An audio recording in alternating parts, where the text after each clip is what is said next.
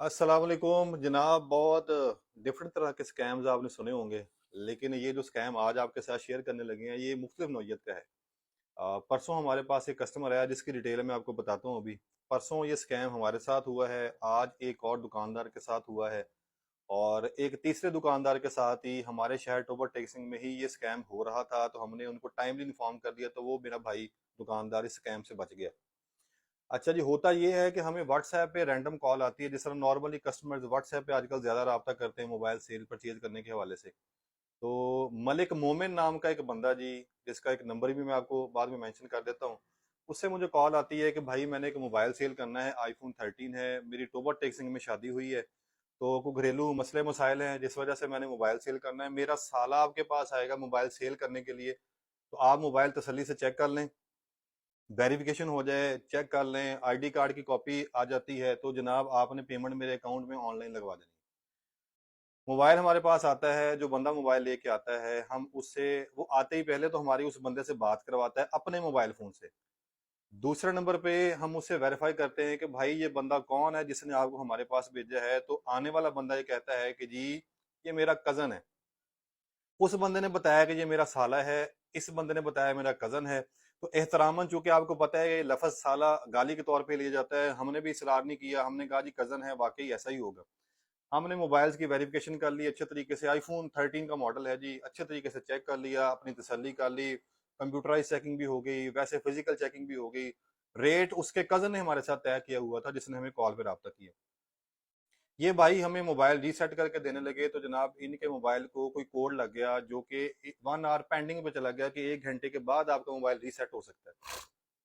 अच्छा जी, मेरे साथ मेरे बिजनेस पार्टनर बैठे थे, मैंने उनसे रब्ता किया, मैंने कहा भाई ये आईडी कार्ड की कॉपी आ गई है, मुकामी बंदा है, यहाँ नजदीक एक मोहल्ला है, वहां का ये लड़का है, तो ये एक स्पेसिफिक अमाउंट है जो हमारी उसके साथ तय हुई है, एक हिस्सा अभी हम उसको ट्रांसफर करते हैं, एक हिस्सा उस वक्त करेंगे जब ये मोबाइल रीसेट हो जाएगा, ताकि ये एमडीएम लॉक ना हो, या जिस तरह और आईफोन के इश्यूज आते हैं उस तरह का लॉक वाला सेट ना हो।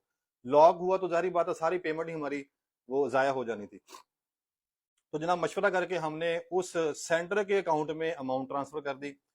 उस बंदे के सामने ये सारी कन्वर्सेशन हमारी हो रही है, हम कॉल पे बात कर रहे हैं कि भाई आपके अकाउंट में पेमेंट आ गई है, जरा काइंडली पेमेंट कंफर्म कर लें। जो बंदा हमें हमसे कॉल पे रब्ता करता है उसने इस बंदे को, जो हमारी दुकान में मौजूद है, जो मोबाइल देने आया था, उसने कहा कि जनाब मुझे तो पेमेंट नहीं आई। उस बंदे ने इसको कोई गलत स्क्रीनशॉट सेंड कर दिया 1 लाख रुपए का, जबकि मैंने उसको अमाउंट सेंड की थी 70,000 रुपए। मैं खुद परेशान सा हो गया कि जनाब ऐसा ना हो कि मुझसे गलती से 1 लाख रुपए ट्रांसफर हो गया हो। खैर, डिटेल में मैंने जब तस्वीर चेक की, अपनी स्टेटमेंट वगैरह चेक की, तो मुझे ये कंफर्म हो गया ये मेरे अकाउंट से ट्रांसफर नहीं हुए, ये इसको उसने को गलत स्लिप भेजी है। ये सारी बातें वेरिफिकेशन के बाद जब कंफर्म हुई वो मैं आपको बता रहा हूँ। फिर भी मैंने उसको कंफर्म किया, मैंने कहा भाई आपका कजन है, आप उससे रब्ता कर लें, आपसे उससे पेमेंट का पूछें। तो जब सेट रीसेट हो गया, फॉर्मेट हो गया, हमने चेक कर लिया, मजीद तसल्ली होगी, हमने बाकी पेमेंट भी उस बंदे के अकाउंट में लगा दी जो कि ऑनलाइन स्कैमर है जिसने हमें व्हाट्सएप पर रब्ता किया था। अच्छा जी, हमारे हमारी तरफ से पेमेंट क्लियरेंस के बाद हमने अपने जो आने वाला कस्टमर उसको कहा जी हमारी तरफ से पेमेंट बिल्कुल क्लियर है, आप भाई अपने कजन से रब्ता कर लें, अपनी पेमेंट के जो मामला आपके साथ तय हैं आप उनसे डन कर लें। तो इसने उस बंदे को कॉल की, कॉल करने पे उस बंदे ने जवाब दिया इस मोबाइल वाले को कि जनाब मुझे पेमेंट रिसीव नहीं हुई, आप अपना मोबाइल उनसे वापस ले लें। साथ ही साथ उसने मुझे मैसेज कर दिया कि भाई आपकी पेमेंट हमारे किसी अकाउंट में नहीं आई, आप मोबाइल उस बंदे को वापस दे दें। अच्छा जी, ये जब सीन हुआ तो साथ ही जो मोबाइल देने वाले बंदा है उसने तब डिस्क्लोज किया कि भाई ये मेरा कजन नहीं है, मेरा ओएलएक्स पे राब्ता हुआ था, इसने मुझे कहा जी फलाना दुकान पे चले जाएं, वहां आपका मोबाइल बिक जाएगा, मेरी उनसे बात हो गई है, पेमेंट मैं आपको अपने अकाउंट में भेजूंगा, आपने उनसे पेमेंट नहीं डिमांड करनी। अच्छा, इन भाई ने अपना जो आईडी कार्ड है हमें नहीं दिया, ना हमें बताया कि भाई मोबाइल मेरा है, मैं सेल करने आया हूं, मेरी आईडी कार्ड की कॉपी है।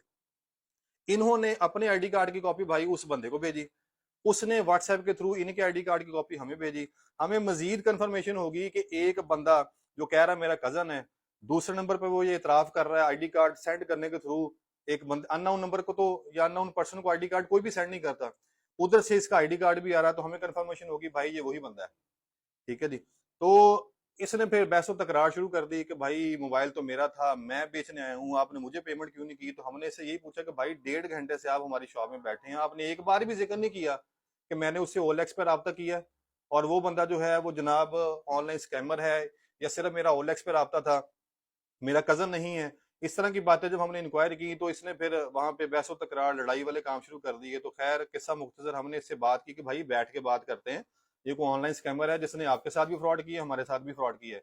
लेकिन आपने चूंकि कंफर्म करवाया था ये आपका कज़न है, आपने चूंकि अपने आईडी कार्ड की कॉपी उस बंदे के थ्रू हमें भेजी थी, और आपने चूंकि 1.5 घंटे हमारी दुकान में जो स्टे किया उसमें नहीं बताया कि ये मेरा कज़न नहीं है, ये ऑनलाइन ओएलएक्स वाला यूज़र है। तो ये एक फ्रॉड हमारे साथ हुआ है। इसी तरह एक फ्रॉड टोबा टेक्सिंग में एक और आईफोन की दुकान है, तलहा मोबाइल्स वाले, उनके साथ भी हुआ है। ग्रेस मोबाइल्स टोबा टेक्सिंग पे ये फ्रॉड आज हो रहा था। तो ये फ्रॉड जनाब मार्केट में बड़ा आम हो रहा है। हमने एक दो शहरों में और भी रब्ता किया है, वहां पर भी तकरीबन सेम नेचर के फ्रॉड हुए हैं, सेम नेचर के। व्हाट्सएप का नंबर है जो ट्रेस नहीं हो पा रहा। दूसरा, ये जैज कैश अकाउंट में पेमेंट ट्रांसफर करवाते हैं या इजी पैसा अकाउंट में ट्रांसफर करवाते हैं। तो खुदारा एहतियात कीजिए। और जितने लोग ये वीडियो देख रहे हैं, काइंडली जितना हो सकता है इस मैसेज को आगे फॉरवर्ड करें, और कमेंट करके लाजमी बताएं कि इसमें दुकानदार की क्या गलती है और कस्टमर की क्या गलती है। आप तमाम लोग खुश रहें, आबाद रहें, हंसते मुस्कुराते रहें। काइंडली वीडियो को लाजमी शेयर कीजिएगा ताकि हो सकता है कोई और दुकानदार या कोई और मोबाइल सेलर इस तरह के फ्रॉड से बच सके।